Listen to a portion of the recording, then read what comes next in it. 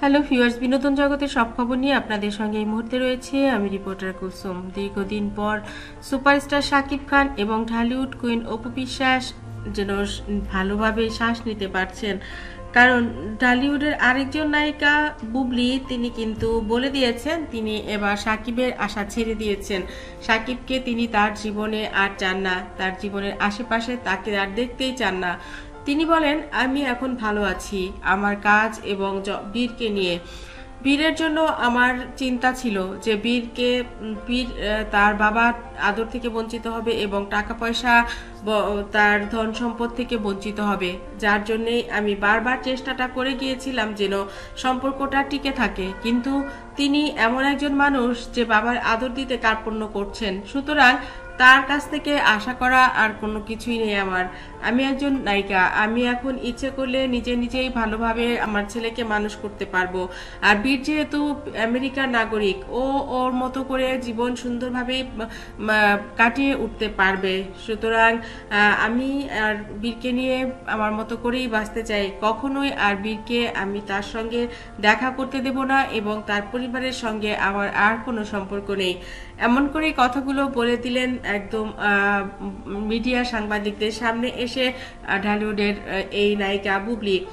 অপু বিশ্বাস এ ব্যাপারে খুশি হয়েছেন কিনা জিজ্ঞেস করলে অপু বলেন, দেখেন আমার তো এখানে খুশির আগের কোনো কিছুই নেই, কিছু যাই আসে না, কারণ আমি আমার পরিবারের সঙ্গে আছি, আমার পরিবার নিয়ে ভালো আছি।